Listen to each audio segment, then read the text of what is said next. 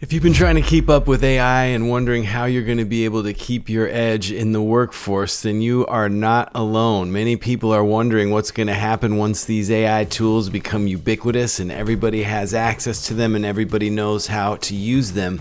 The one thing that I keep coming back to is data. Data around whatever you're good at, around your audience, around the trends in your industries. The more you can collect this data and organize it, the more edge you're going to have.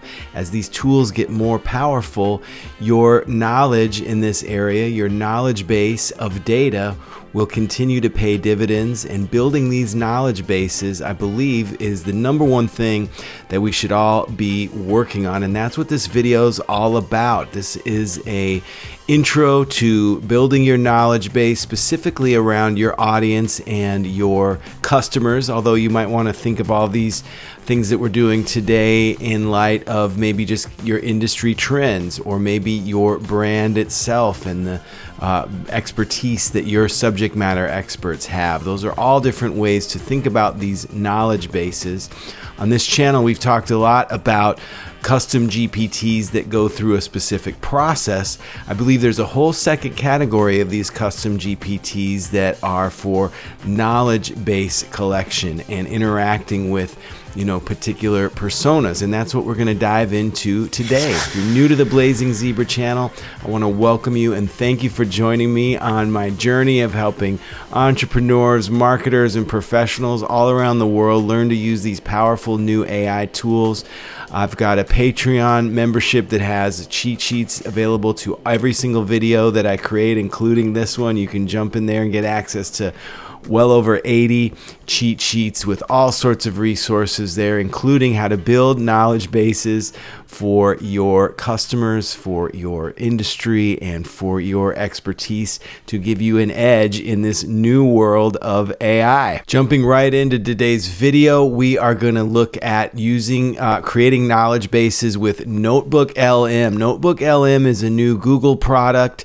It's free, and it I think is the most basic way to build and test these knowledge bases. There's a lot of ways to get fancy with them, and we'll be covering those on future videos. But just to get started and experimenting and learning, I think this is a great place to start, and it may be perfect for a lot of people going forward. It's a powerful tool. But first, we're going to look at how to analyze and summarize the source material. So organizing your source material, I think, is critical. You hear a lot of people talking about they're just going to dump everything in there. That's going to get very confusing to the AI. There is a term in technologies that garbage in, garbage out. So if you don't organize what you're putting in there, you're not going to get great results. So we're going to start with some best practices there. I'm going to show you how to create a new notebook and add those sources, and then we're going to test and play around with it a little bit. So the benefits of building a knowledge base are many. You can use it to tailor your messaging to specific audience needs. I'm going to show you that. It was really mind-blowing how much better the recommendations from this knowledge base were than from general, Chat GPT or other tools. You can gain insights, you can enhance user engagement and operational efficiencies. These can be used for customer support knowledge bases.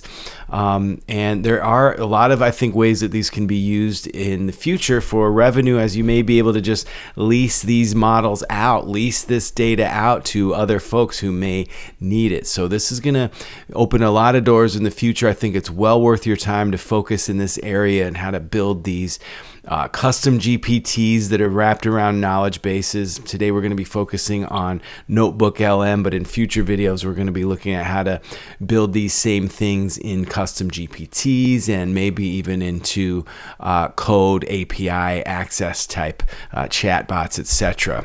So why NotebookLM? These are really powerful AI-powered notebooks. I consider them more than that.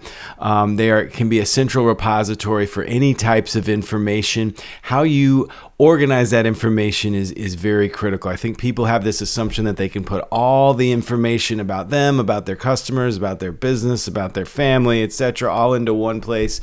No, you want to get granular.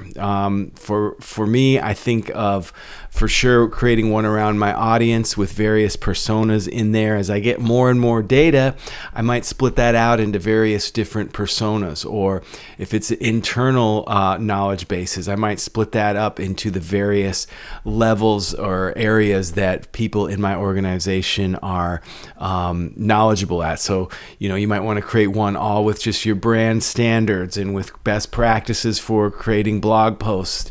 You might want to create a separate one all about, your product itself and the, benefits to your customers, etc. So thinking about how you organize these, I think, is critical. And really, this is more of an art than a science currently. So feel free to be creative and think outside of the box with some of this stuff. There's no right, perfect way to do it. But I think there is a wrong way to do it, which is trying to dump too much into these knowledge bases. NotebookLM has some really cool features that are going to be helpful. You can think of this to really help aid against hallucinations. A major concern with AI is that it makes up stuff, which I think is getting better and better. I haven't seen it really go off the rails and make up a ton of stuff recently as much as it used to. But if you're adding all of trusted information to it, so everything that you're uploading into these notebooks, into these knowledge bases to be correct, then you're just using the AI as a reasoning engine and not as a search engine. It's referencing material that is legit, that is true. Therefore, you're going to be able to reduce any hallucinations and just focus on the core valuable input that you have there. Okay. So tons of stuff you can use these for: summarization, question answering, idea generation. One really cool thing about NotebookLM is it shows you the citations of exactly where in its knowledge base it's pulling that information from. That can be really helpful for a lot of reasons as you're testing it. So let's dive right in, starting with analysis and summary of sources. So the way I got started with this, I have a group call that I work with some of my Patreons on Tuesdays at 2 p.m. I've been recording that call, and I've just dropped that into Descript here to create this transcript. So I just copied and pasted everything from this transcript. You don't have to use Descript. You can use any transcription service that you like, as long as it's not summarizations. I think we want to get all of the actual words folks are using verbatim. There's a lot of summary tools out there. Sometimes they over summarize and you lose the nuance of the conversation. So I'm really, especially for use in marketing, I want to make sure I'm capturing the actual words that my audience, that these folks that I work with, how they're describing these problems in their own words can be very helpful as I'm trying to come up with, titles for my videos or ways of explaining specific problems. So grabbing everything here out of Descript. And I'm going to drop all of that right into Claude. I think Claude does the best with large sections of text, like a whole call transcript. And now I'm just going to start playing around with this transcript and seeing what I can pull out of it, what I think might be best for a knowledge base.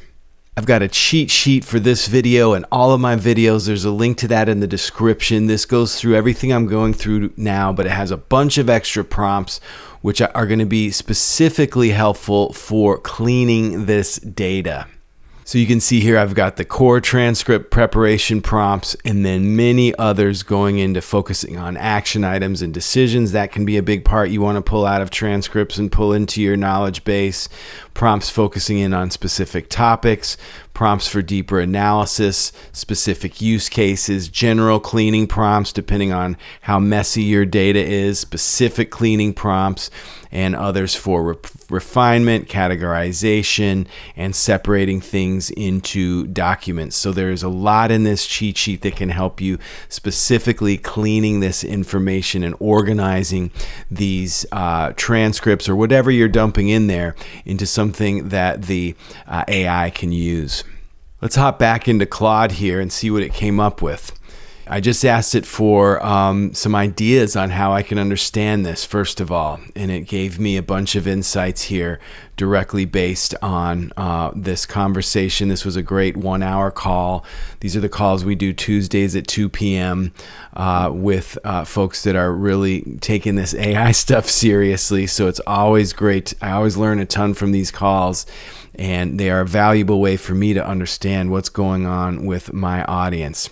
So I then asked it, hey, can you outline this transcript into a general flow of maybe the 5 to 10 major themes that we've discussed? The reason I did this is because I want to separate this out into these various themes so I can focus in with Claude, zooming into each one of those individually, because the call was just too long to say, hey, give me a summary of all of the questions and all of the insights and all of the problems from this entire call. I don't think that that's going to fit into a typical response from Claude, and I want to focus in and get a good response for each of these different areas so that I'm getting the most out of this rather than trying to do too much just with one prompt. So in this way, I'm splitting it up so I can focus the AI deeper into these specific areas.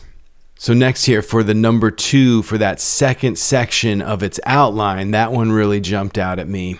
They had some questions around custom GPT experiences. So I said, let's dive a little deeper into that. Number 2, can you return the comments or questions my customers had verbatim? Like I said, I want to keep their language intact. This was a little bit wordy, so I think that I wanted to clean it a little bit more, which I'll do here in a second. But first, I repeated it for section 3, related to using AI for legal documents and contract negotiation. And now I'm going through and asking it, please edit this to make them more concise, but keep the exact language used intact. So now we're shortening things up a little bit here so that we're not dumping all of that in. When I say the word verbatim, Claude takes that very literally. Some of these I think are a little bit too long, so I want to tighten this up a little bit before I'm using it in my knowledge base. But before that, I've asked it to do the same thing for section 4 and 5, getting a feel for what we covered. Now I've simply asked it, please return as many of the questions asked in this transcript as possible. This is another way to just get it to focus in on the questions themselves. A lot of good questions here. And I thought it might be running out of its response. I asked it to please continue here to see if there was any more questions, and it says there are no more questions. So that's a really good response there, that we've got all the questions. Those are very helpful for me, for what I'm doing with this stuff, which is trying to figure out what questions folks have so I can create content around it. Now I did the same thing here. Please create a complete list of all the problems that were discussed on this call. And here are the problems people are struggling with. Very helpful.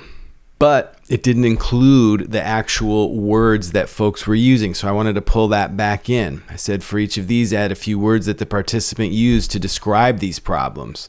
And now we're getting the problem and then some very short, concise words that are used to describe that problem. This is gold for understanding your audience, understanding your customers, which is the number one problem that marketers face. We're inherently coming at these things from a different angle than our audience and our customers are, and it's very hard to get into their heads. That's what this AI can really excel at. Now I've asked it to separate those different problems into different personas, because I know that the folks on this call are very different. You know, some are coming from marketing agencies, some are just entrepreneurs. So I wanted to separate that out the best that I could. And it did a pretty good job here of pulling that out, even though I didn't really give it very much information about the folks. I gave it no information about the folks on the call. It really just gleaned this from the call transcript itself. Now I was moving on from the problems to the insights gained on this call. So I asked it to please create a complete list of all the parts of this call that seem to resonate with the participants, places where they seem to learn something. Please include a few of the specific words they used in these instances. So this is the flip side of the problems. All the insights that they gained, so that I can make note of that, think about how I can incorporate that in my future trainings. And with that, I felt like I had a pretty good starting place to start incorporating this into the knowledge base, into NotebookLM. Here we are in NotebookLM. It's just notebooklm.google, and you got to click Try NotebookLM. If you run into issues, you need to adjust some things potentially in your admin. So you might want to float this link to the admin. You can do a search for this, or I have a link to this in the cheat sheet as well. And it'll walk you through how to access this. There are just a couple settings you need to flip inside of the admin section, specifically in the apps, additional Google services, giving folks access to early access apps. Nothing too hard there, just a couple hoops you got to jump through. I think it's well worth it to get into this tool. And once you're in, you're going to see something like this. Has some example notebooks, and then it has this notebook that I created. Or here, I'll create a new one, and I'm going to just copy this text straight in from Claude. I've created this. I call this the AI challenges discussed on the group call May 28th. It does its cool little summary of it. It gives it some key topics. So there's actually AI that's already helping you organize this stuff embedded in here, taking it one step farther than what you've done. I've gone ahead and done the same exact thing from the insights. So this was only 2 files. I just took the challenges that folks were having and the insights. So the good and the bad that came out of those calls, dropped that in here. And now I have the basics of my customer knowledge base. And I'm going to continue to do this with every group call and every other potential appropriate call that I have, pulling this stuff in here so I can get more and more nuanced understanding of what my audience is going through. Now we'll just kick the tires and give this a try. I'm just asking it to please generate some content ideas for this audience. So now it really knows a lot more than you could stuff into any one prompt about the audience, and it's coming directly from my specific audience. So getting through all of the noise that might be in the training data. And it is generating some awesome ideas. The one I'm working on right now, the AI-powered knowledge base. It's recommending that, which is pretty interesting. Tons of cool stuff. A practical guide to choosing the right AI tools for your needs. And it kind of quotes why it's telling us this. Step-by-step guide to building your first AI model. Some really cool stuff in here directly related to those conversations. Reimagining your forms with AI, creating user-friendly online experience that converts. So this is a big thing that came out of that call, and something I'll probably work on, is how to replace these generic forms that folks have to fill out on your website with AI counterparts that can really help with those things, both on the ways that the users are filling out the forms, as well as what the folks who are getting the forms, what they're seeing and how you can filter and manipulate that information there, which was a really cool thing that came out of this call. So tons of really cool stuff. Again, this is another video I'm working on already. So it is right on the money here as far as things that these folks were interested in. And I'm going to be using this NotebookLM quite a bit going forward. There are, I think, next levels. As I mentioned, I'm going to experiment with dropping these 2 documents into the knowledge section of the custom GPTs on the OpenAI side, on the Chat GPT side.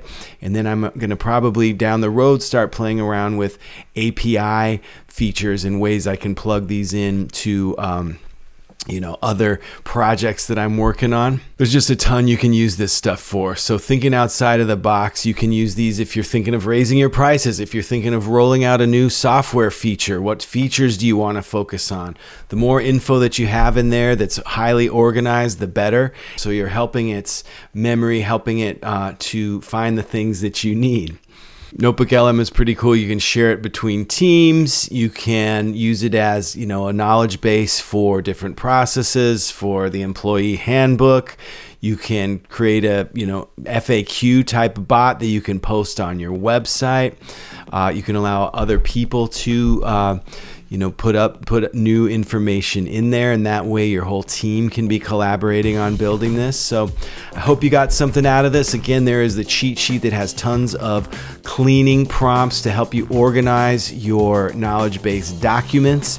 It also includes step-by-step processes and a little bit more about NotebookLM. So check out that cheat sheet. Also, take a look at my Patreon. I've got a lot of coaching options in there.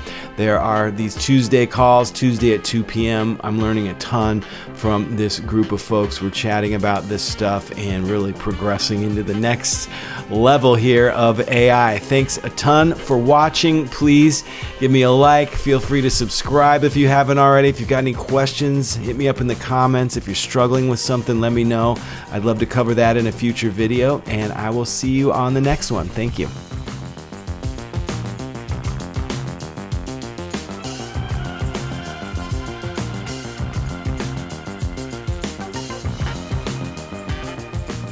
Make your dreams come true.